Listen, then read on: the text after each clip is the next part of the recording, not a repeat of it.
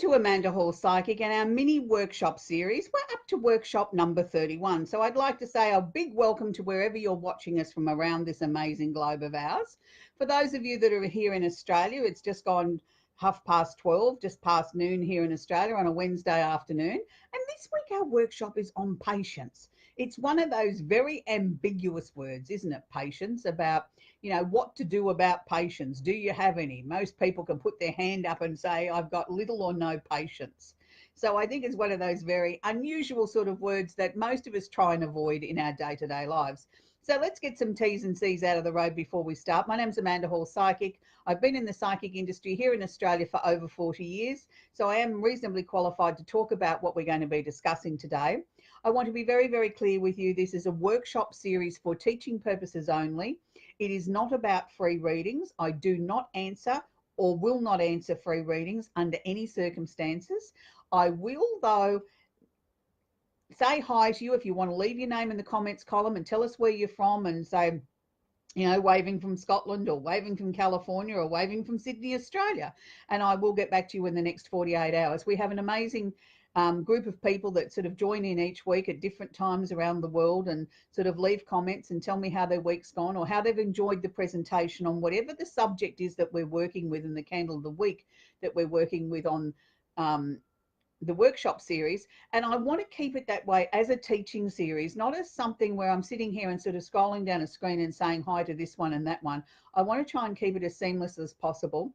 Now, we've got the T's and C's out of the road, but I do not perform free readings here under any circumstances. For those of you that might want an opportunity for a free reading, if you head to A1R Psychic Radio.com, you'll see there that they have, or here on Facebook, A1R Psychic Radio, I do a show out of the USA just prior to this on a Wednesday lunchtime. There I do a couple of free readings on the show, but that show is completely different to this. This is completely just a teaching workshop series. And this week, I'm happy that we're going to be talking about patience. Now, patience is one of those very ambiguous words. It's one of those words that we all try and sort of avoid. And the reason why that is I think we've all been told throughout our lifetimes, oh, you've got to learn to have patience. When are you going to grow some patience? Why don't you go and sit over there and be quiet and just wait? Why don't you wait for this and why don't you wait for that? And I think it almost becomes almost like a swear word to all of us that we think, oh, why do we have to be told to be patient? When is it that we get what we want out of this life right at the precise time that we think that it should be here? Patience, I think, takes on many different forms. Patience isn't just about learning to be patient and waiting until it's your turn or when you will receive whatever it is that you're hoping to receive. I think it's also about learning to cope with many different facets of life. It's an ability to cope with things. It's an ability to not just always wait, but maybe seek out or search another solution to bring the situation into a more peaceful or calm spot. So I'm sure as you were growing up, as I was, you were always told that you had to learn to grow some patience. And I used to think as a small child, well, where do they grow these patience? I wonder what tree it grows on. Because I must have always been an impatient person. I suppose I probably was. Being a Sagittarian, I probably had a lot of questions and always was a sticky beak and wanted to know why and how and when was this going to happen and why didn't it happen that way and why are we waiting for this and, why do we have to wait for that? Why can't we just do it now? If it's ready, what are we waiting for? And I suppose that's a logical part of being human. But as I got older, I realized that patience came in many different forms, that sometimes it's about learning to be tolerant. It's learning to understand and be accepting that other people don't always do things in the time frame or the way that we expect. So therefore, do we have the right to get angry, to get frustrated, to get annoyed with them because they're going at their pace, which they're very comfortable with, but for whatever reason doesn't fit in with my regime? So it made me start looking at the word patience in a very, very different way and looking at it as more as being the word of tolerance, that we all need to learn some more tolerance. We all need to be more accepting of the things that maybe we can't change or are going at their own flow. And if you look at things like the flow and the tide of a river, sometimes the flow of the river is really fast and the current's very fast and it moves very fast and it takes all the objects with it in its way and at extremely fast paces and races down through the countryside as it heads out to the ocean. And then there's other times where the river seems to be very slow, almost you could walk faster than what the current is, and it's sort of very calm and it's very peaceful and very serene. Well, I suppose that describes the energy in our lives from time to time. That, sometimes we're at a fast breakneck pace, and then at other times we can just sort of amble along and take our time, and as if we've got all the time in the world. And to someone else, that would be very frustrating. And why don't you hurry up and move it along? I haven't got the patience for this. And it's sort of like, it's where we are all at, each personally and individually, I suppose, in our little journey of where our energy is and how fast or how slow our energy is moving for us. And it's something that, I think as we become more mature, hopefully we find more tolerance or we find more patience. I can remember saying for many, many years, the reward for patience is more patience. And I used to think, what a stupid saying that is, just because you've got to learn to be patient and the reward for that is more patience. And I used to think, well, I haven't got any patience and I haven't found the tree that they grow on. And I don't even know whether I want to grow any patience. And I think that all comes back to individual personalities.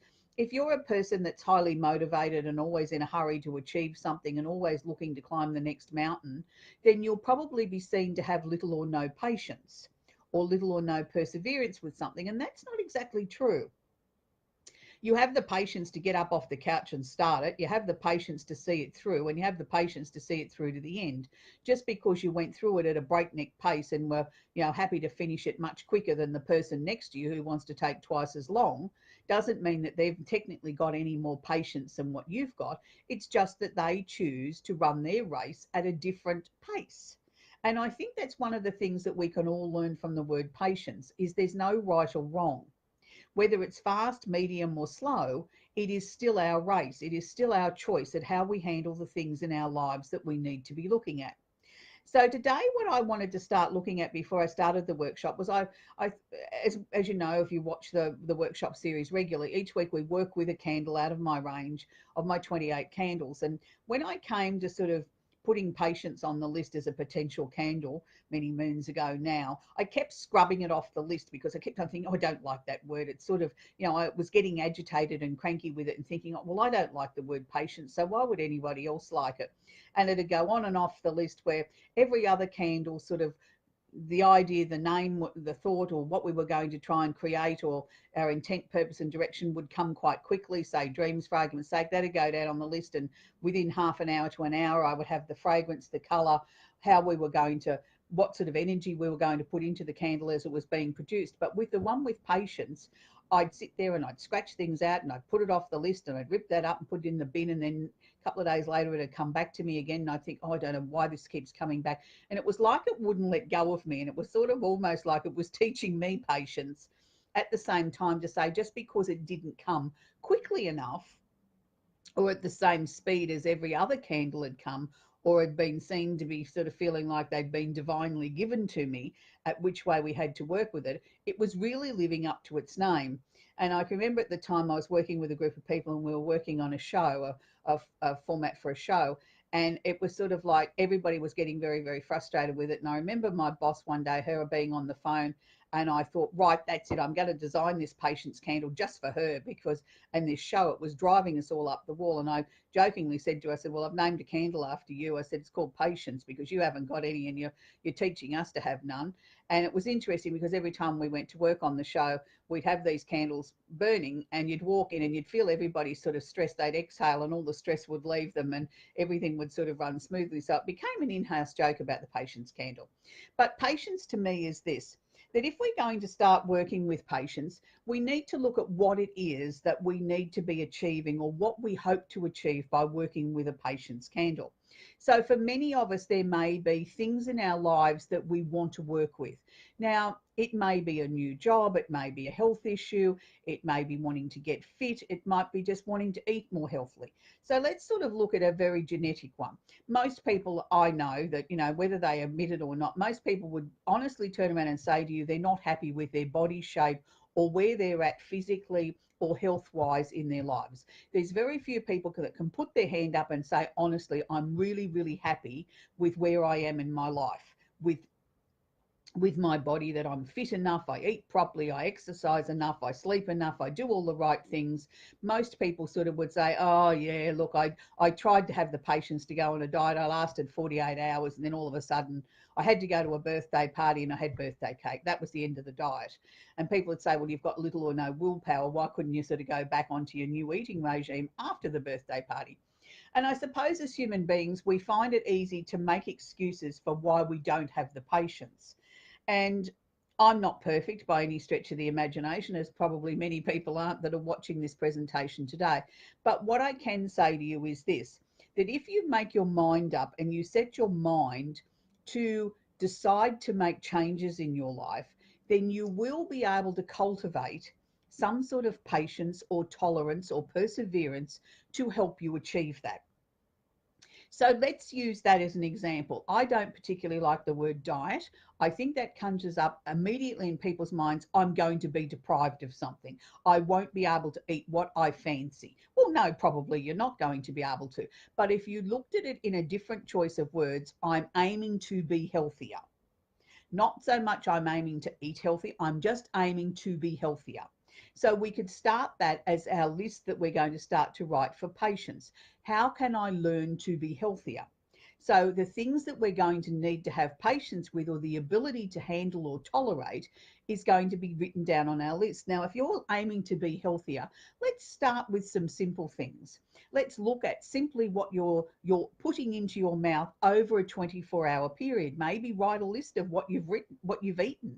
Start tomorrow, what you're going to eat all day. When you eat something, write it down on the list. Then you can go back over that list over a couple of days and modify that and say, okay, well, I can see here my danger time is 10 o'clock in the morning, where I get really hungry and I'm looking for something sugary or something that's not so nutritional because I haven't eaten much for breakfast or I've skipped breakfast. So therefore, we can have the patience to turn around and change that. So we look at it then, okay, I can make that small change. We're going to work at one change at a time, because that's what's going to give us the patience, is by achieving one thing, that it might take us a few attempts. It might take us a couple of weeks before we get it under control. But that's where we're learning to be patient and tolerant, that we are human, we are trying, and we are aiming to make changes in our lives that will become automatic, like getting up of a morning, washing your face and brushing your teeth.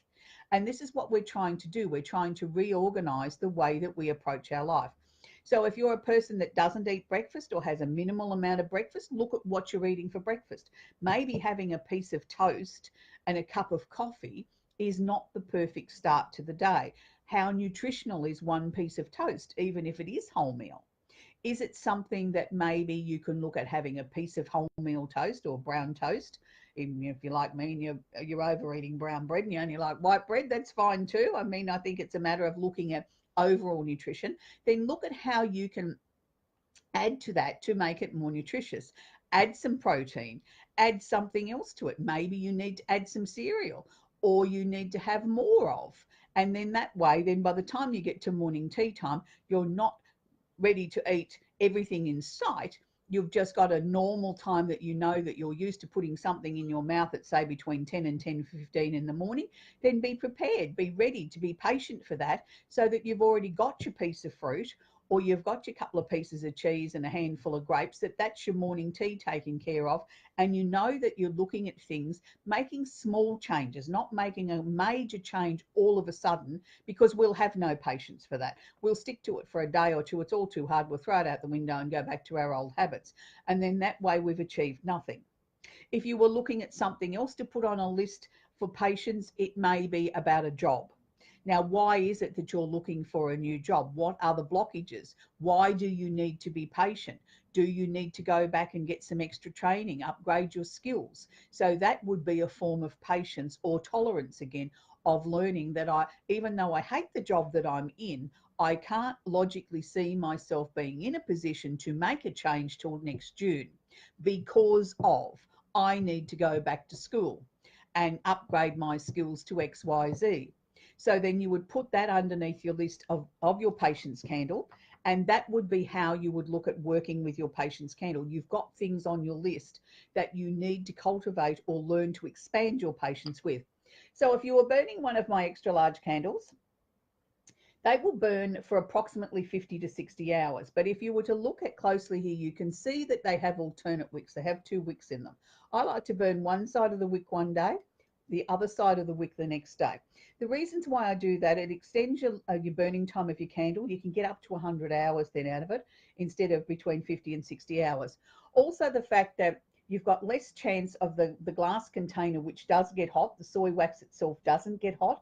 The glass container gets hot, and sometimes they can crack with the changes in temperature. So I just sort of find it's a more economical burn. If you burn one side one day and one side the next day, you get a much longer burn time out of your candle, therefore more economical to burn.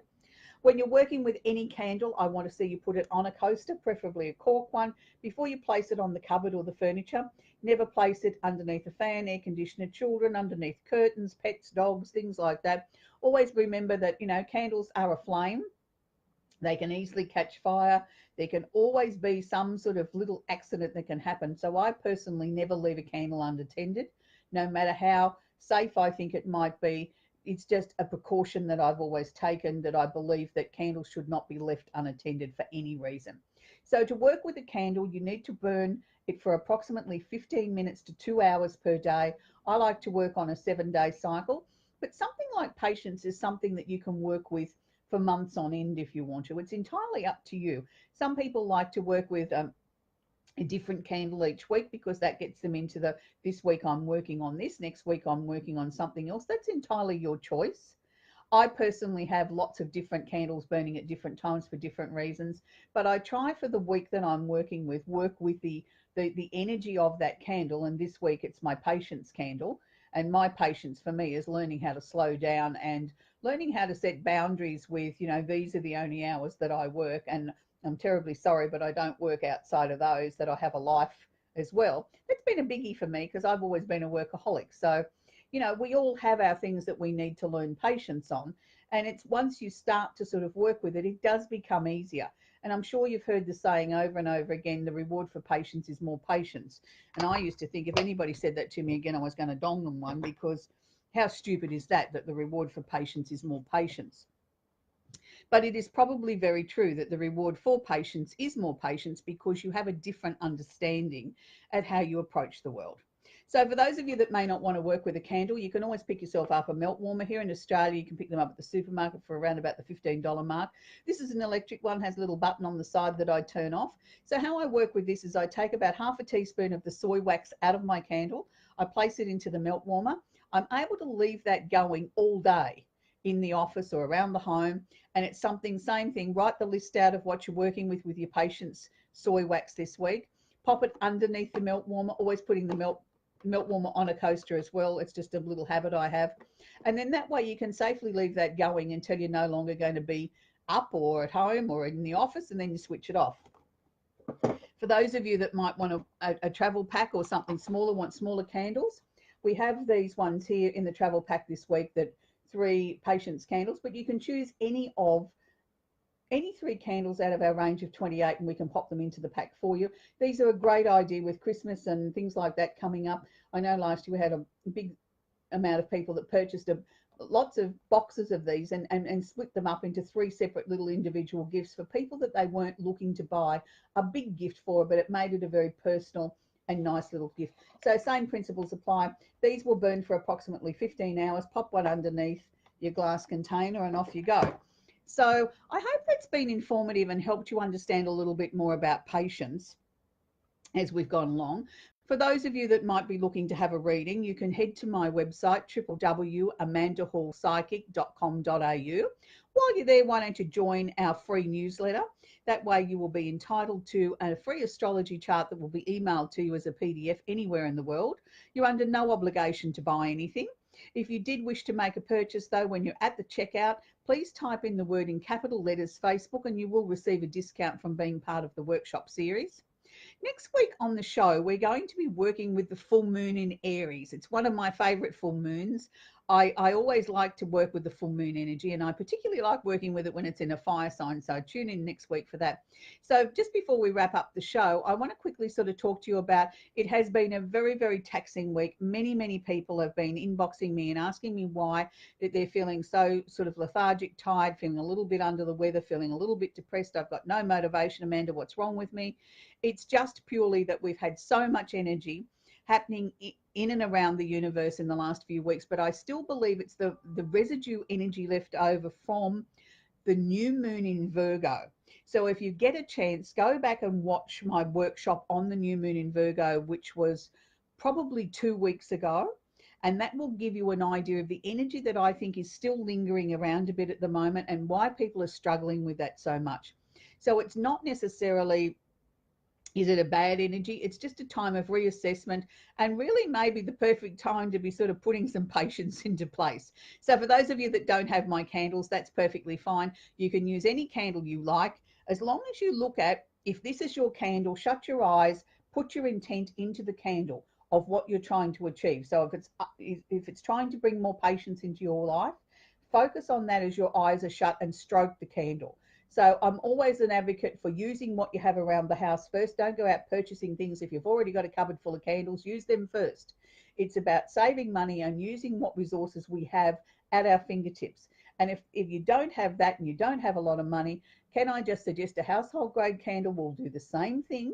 It won't be quite as powerful as these ones that have been designed and the intent has been put into the candle for you, but certainly it's better than nothing, is to work with what you've got or work with a household grade candle. So until next week, I'd like to thank everybody for joining us, and don't forget to be kind to each other.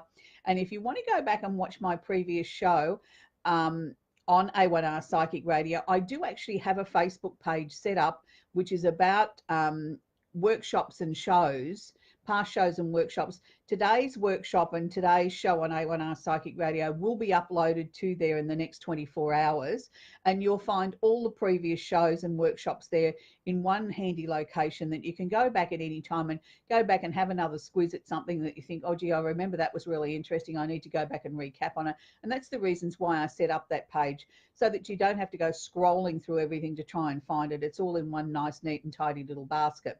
So I hope you have an absolutely awesome week.